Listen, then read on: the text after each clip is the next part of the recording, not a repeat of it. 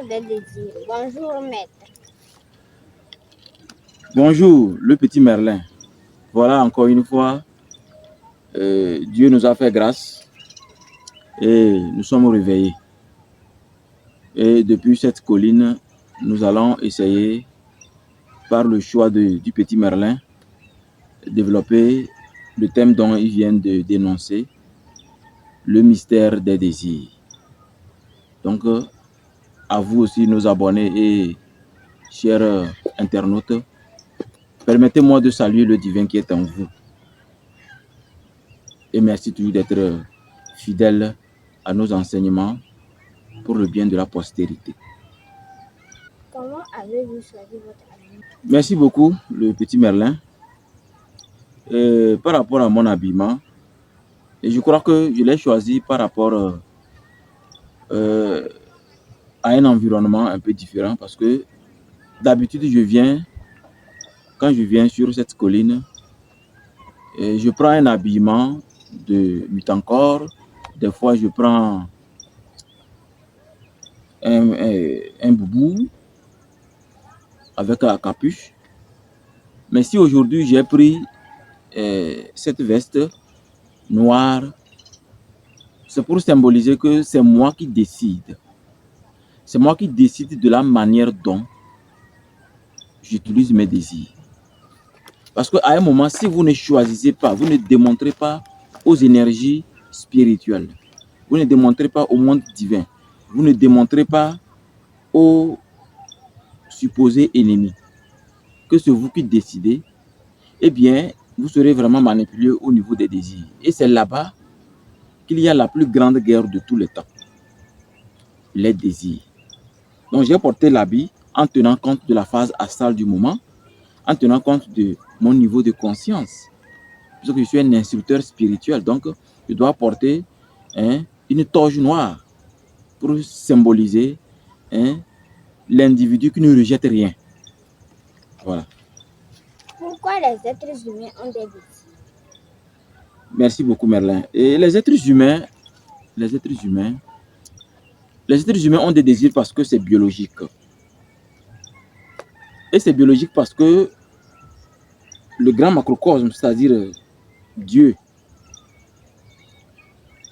n'avait pas séparé le ciel et la terre. Le ciel et la terre étaient collés. C'était comme ça. Mais pour qu'il y ait l'amélioration de l'univers, de la galaxie humaine, il a décidé de faire de sorte que le ciel et la terre soient éloignés, tellement éloignés. Malgré que c'est tellement éloigné, le ciel et la terre s'entendent pour nous créer des saisons florissantes, des fleurs, des plantes, de la vie, de la fertilité sur terre. Donc, ça amène l'individu à avoir le désir de s'améliorer. C'est pourquoi on peut regarder une vidéo et dire que ça là c'est 1950, ça là c'est 1940, ça là c'est 1930, ça là c'est 1920. Plus l'habillement, en fait l'habillement démontre la conscience de la société actuelle, comme le 21e siècle. Et donc le désir de s'améliorer est incrusté dans la personnalité des êtres humains. Donc ce qui fait que l'être humain, naturellement, a le désir de s'améliorer. Mais c'est là que l'être humain devait faire attention. Parce que quand on a un désir, on doit l'écouter. Il faut utiliser la volonté pour écouter le désir. Et la volonté, c'est le pouvoir du feu. Et quand on écoute le désir, on doit maintenant essayer de dire que non, ce désir-là, des fois me conduit à avoir les maux de tête, ou à manger trop, ou à dormir trop, ou je n'arrive pas à apprendre. Pourquoi je n'arrive pas à apprendre? Ou bien pourquoi j'apprends, ça ne reste pas? Si vous apprenez, ça ne reste pas. Vous lisez ce qu'on vous a appris à l'école et ça ne reste pas. C'est parce que votre désir est plus fort que votre mental. Il faut calmer le désir. Et pour calmer le désir, c'est la colère, le désir de trop manger qui doit diminuer, le désir de trop dormir doit diminuer. Tout ce que l'on fait et que c'est physique doit diminuer. Parce que quand le physique diminue, le monde spirituel monte, c'est-à-dire votre volonté spirituelle monte. Donc le désir humain est à l'origine de ce qui se passe aujourd'hui dans le monde. Et c'est une chose qu'on doit essayer de pouvoir contrôler. Voilà. 4. Qu'est-ce qui se passe quand l'on maîtrise ses désirs?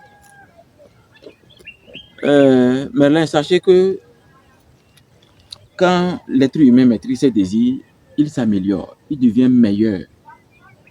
Il devient tellement meilleur que son entourage va commencer même à l'envier. Parce que maîtriser ses désirs, c'est le plus grand pouvoir de tous les temps. Et la meilleure manière de retomber facilement est de vouloir maîtriser quelqu'un. On ne maîtrise pas quelqu'un. Maîtriser quelqu'un même, c'est même interdit par les lois spirituelles. Il faut d'abord soi-même pouvoir se contrôler, pouvoir maîtriser ses propres désirs. En maîtrisant ses propres désirs, vous devenez meilleur. Tellement meilleur que même en classe, malgré que des fois on dit que telle personne n'écrit pas les leçons, mais vous êtes toujours premier. En classe, toujours premier parce que tu as un mental vraiment équilibré. C'est toi qui décides quand les émotions t'envahissent. Quand tu sens les émotions, tu les contrôles par le calme intérieur, par la respiration consciente, par la prise de conscience de ton corps, ton esprit et ton âme. Et voilà ainsi, quand l'on maîtrise ses désirs, il est tellement meilleur. Et quand on est meilleur, la famille est meilleure, les parents sont meilleurs et la société sera extraordinairement améliorée parce que imaginez que Hitler, qui a causé la Seconde Guerre mondiale, avait su maîtriser ses désirs. Mais quand vous remontez dans le temps, vous allez voir que ce qui a fait qu'il était tellement en colère, c'est lors de la Première Guerre mondiale parce qu'il a participé un peu et on les a gazés. Et comme les Français leur avaient gazé, ils ont pris les Français comme des animaux, c'est-à-dire ils sont inhumains. Quand il parlait, il était tellement en colère, il était prêt à tout. Donc pour montrer que la colère conduit à la catastrophe. Quand on est énervé, c'est à ce moment qu'il faut se calmer. Quand on est énervé, c'est à ce moment qu'il faut se calmer. Quand on est énervé, c'est à ce moment qu'il faut se calmer. Et vous allez voir que quand l'être humain maîtrise ses désirs, il développe bien ses pouvoirs. Il a des capacités mystiques, il a des capacités magiques. Maï Maï. Lago Soko, Lago Karkara, toujours brillant. C'est comment? Y'a quoi? Maï, regarde, je viens de voir Rally sur Facebook. Elle est partie aux États-Unis, regarde. Quoi? Elle est partie aux États-Unis. États-Unis? Oui, regarde. Rally. Donc elle est partie aux États-Unis comme ça. Tu fais trop de papato. C'est ici à Sokodé. Attends, c'est à Sokodé ça? Oui, si. Attends, il y a un lieu plus luxueux, plus joli ici à Sokodé comme ça. Toi, tu ne sais pas. C'est Hôtel La Mirelle. Hein? Oui. Hôtel La Mirelle? Oui. Ici à Sokodé? Oui. Attends, tu es sûr? On ne dit pas si, on dit sûr. Tu es sûr. Attends, c'est qui ici, c'est vrai? On y va. Pour passer ce jour au Togo, Sokodé vous réserve un hôtel calme, luxueux et clean. Hôtel La Mirelle. Hôtel La Mirelle est un hôtel doté de conforts incomparables. À l'hôtel La Mirelle, vous aurez accès aux salles VIP, à la salle de réunion, au restaurant, avec des cuisiniers professionnels prêts à vous offrir des plats de privilèges. Sans oublier ce grand jardin doté d'une piscine. Avec leur beau sourire, les personnels de l'hôtel La Mirelle vous réservent un accueil de peace and love. L'hôtel La Mirelle se situe à Kwangalam, en face du lycée Kwangalam, à quelques mètres de la nationale numéro 1. À votre droite, en allant vers le nord, et à votre gauche, en revenant vers le sud.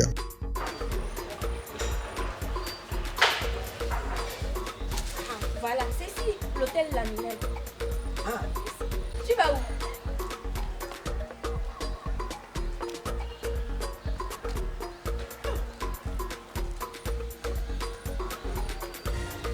attends, quel miracle de l'hôtel.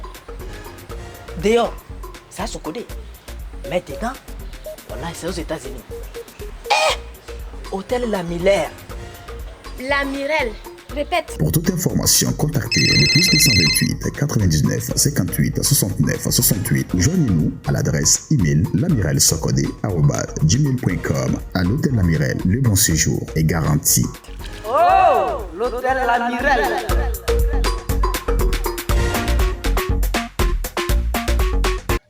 Y a-t-il un démon des désirs? Oui, effectivement, il y a un démon des désirs. Et le démon des désirs, il y a plusieurs. Ils sont tellement nombreux qu'on peut les hiérarchiser, c'est-à-dire on peut les classer d'une façon de plus grand au plus petit. ou de petit ou plus grand. Mais le plus important, on va nommer au moins un qui fait que même certaines personnes veulent être à tout prix important, ce qu'on appelle communément une star. Il y a un démon qu'on appelle Aguiliette. Le démon Aguiliette, c'est un démon qui s'occupe des footballeurs, des chanteurs, des chanteuses, toutes les personnes, ou bien quiconque veut être star, c'est-à-dire être tellement populaire que vous avez des millions d'abonnés. Partout où vous passez, on veut votre signature. C'est le démon Aguiliette que d'autres font appel. Mais ce qui est, tu connais déjà la définition du démon, donc sache que un enfant ne doit jamais aspirer à utiliser un esprit pour s'améliorer, ni personne dans la société d'ailleurs. Parce que les esprits ne font rien gratuitement. Et quand l'esprit te fait quoi que ce soit, l'esprit revient à la même date. Soit quand tu dors, soit quand tu es au bureau. Mais la plupart du temps, c'est quand tu es sur ton vélo, ou ta moto, ou dans ta voiture, même dans ton avion ou jet privé, il vient, il cogne, quoi. J'ai besoin que tu me rembourses mes énergies. Alors que tu es en plein vol. Et facilement comme ça, il y a des accidents. Parce que l'esprit, lui, ce n'est pas ce que tu es en train de faire qui est important pour lui. Non. Lui, c'est la dette qui est importante. C'est pourquoi ceux qui ont compris ces mystères des désirs ne demandent rien dans la nature parce qu'ils savent qu'il y a tout est esprit. Donc, ils travaillent sur eux. C'est pourquoi on a toujours mis l'accent sur le travail sur soi. C'est comme quand tu m'as proposé le thème que tu veux faire comme un journaliste. Je dis, mais être journaliste, ce n'est pas facile. Mais comme tu as insisté, tu as pris le temps pour proposer le thème, pour lire le thème, mais maintenant, tu arrives à le faire. C'est de la même manière qu'il fait dans la vie. Quand tu finis tes études, d'ailleurs, les études ne finiront jamais, tu dois à un moment stopper là où tu veux. Et tu commences à apprendre à sentir la nature, à sentir la vie, à sentir tes amis, tes collaborateurs. Dans tout ce que tu fais, tu dois sentir les choses à l'état brut pour qu'il n'y ait aucun contrat qui va t'échapper. Parce que à partir du moment où un esprit veut t'aider, il y a forcément une rétribution, il y a forcément un dû. Mais quand tu fais les choses toi-même, plutôt tu es respecté par les esprits. Donc le démon des désirs existe et c'est pourquoi il faut que les êtres humains fassent des efforts pour contrôler leurs désirs. Si vous ne contrôlez pas vos désirs, vous sautez sur tout ce qui bouge, vous mangez tout, vous buvez tout, vous avalez tout, eh bien, vous risquez de toujours vous coucher comme un tronc d'arbre. Et donc, vos rêves, c'est carrément chaotique. Et les entités, les esprits, tout le monde va vous manipuler. Et c'est pas bien. Voilà. Qu'est-ce qui se passe quand l'on maîtrise ses désirs? Oui, quand l'homme maîtrise ses désirs, on le voit heureux. Et la seule manière d'être vraiment sûr à 100% sur le plan spirituel que quelqu'un maîtrise ses désirs, c'est quand il respecte la femme. C'est quand il respecte ce qu'on appelle une femme, une fille, ou en tout cas, que ce soit une petite fille ou une grande dame, vous devez respecter la femme.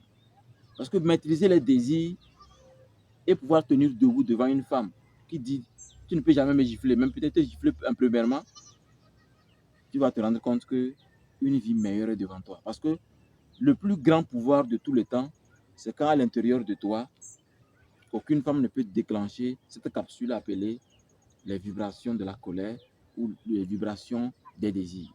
Donc quand on met ces désirs, la personne est meilleure, la personne est respectueuse, la personne est intelligente à l'école, elle est attentive, elle fait des choses dont même la plupart des gens ont besoin de l'approcher parce qu'on sent, on sent la vie réelle, on sent que c'est naturel.